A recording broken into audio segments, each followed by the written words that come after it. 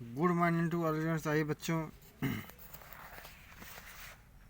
Class 12 आरो भाग 2 का नमक चैप्टर का शेष भाग पढ़ते हैं। अब तक साफिया का गुस्सा उतर चुका था। भावना के स्थान पर बुद्धि धीरे धीरे उस पर हावी हो रही थी। नमक की पुड़िया ले जानी है, पर कैसे? अच्छा, अगर इसे हाथ में ले लें और कस्टम वालों के सामने सबसे पहले इसी को रख दें। लेकिन अगर कस्टम वालों ने न जाने दिया तो मजबूरी है, छोड़ देंगे। लेकिन फिर उस वायदे का क्या होगा जो हमने अपनी माँ से किया था? हम अपने को सैयद कहते हैं, फिर वायदा करके जुटाने के क्या मायने? जान देकर भी वायदा पूरा करना होगा, मगर कैसे? अच्छा, अगर इसे कीनुओं की टोकरी में सबसे नीचे रख दिया जाए तो इतने कीनुओं के ढेर में भला कौन इसे देखेगा? और अगर देख लिया?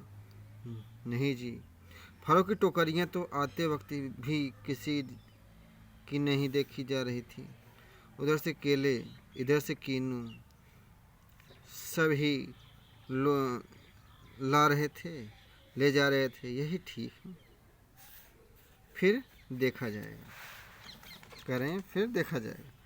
उसने कीनू कालीन पर उलट दिए, टोकरी खाली की और नमक की पुड़िया उठाकर टोकरी की तह में रख दी। एक बार झांक कर उसने पुड़िया को देखा और उसे ऐसा महसूस हुआ मानो उसने अपनी किसी प्यारे को कब्र की गहराई में उतार दिया हो। कुछ देर में उकड़ू बैठी वह पुड़िया को ताकती रही और उन कहानियों को याद करती रही जिन्हें वह अपने बचपन में अम्मा से सुना करती थी, जिनमें शहजादा अपनी रान चीरकर हीरा छिपा लेता था और देवों, खौफनाक भूतों तथा राक्षसों के सामने से होता हुआ सरहदों से गुजर जाता था। इस जमाने में ऐसी कोई तरकीब नहीं हो सकती थी, वरना वह अपना दिल चीरकर उसमें यह नमक छिपा लेती। उसने एक आह भरी। फिर वह कीनुओं को एक एक करके टोकरी में रखने लगी, पुड़िया के इधर उधर आस पास और फिर ऊपर, यहाँ तक कि वह बिल्कुल छिप गई। आश्वस्त होकर उसके हाथ झाड़े उसने हाथ झाड़े सूटकेस पलंग के नीचे खिसकाया और टोकरी उठाकर पलंग के सिरहाने रखी और लेट कर दोहर ओढ़ ली।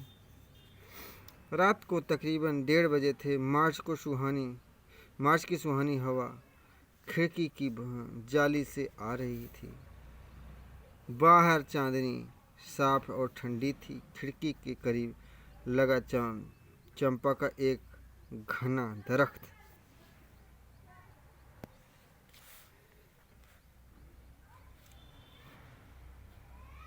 सामने की दीवार की पर पत्तियों के अक्स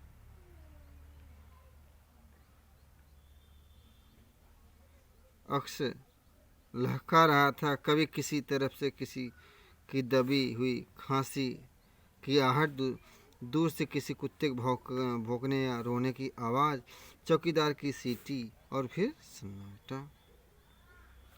यह पाकिस्तान था। यहाँ उसके 3 सगे भाई थे। बेशुमार चाहने वाला दोस्त थे। बाप की कब्र थी। नन्हे नन्हे भतीजे भतीजियाँ थी जो उससे बड़ी मासूमियत से पूछते, फूफी जान, आप हिंदुस्तान में क्यों रहती हैं, जहाँ हम लोग नहीं आ जा सकते? हम लोग नहीं आ सकते। उन सब के और साफिया के बीच एक सरहद थी और बहुत ही नोकदार लोहे की छड़ों का जंगला जो कस्टम कहलाता था। हाँ, तो बच्चों आज का क्लास यहीं पर समाप्त होता है। अगले क्लास मिलते हैं, तब तक नमस्कार।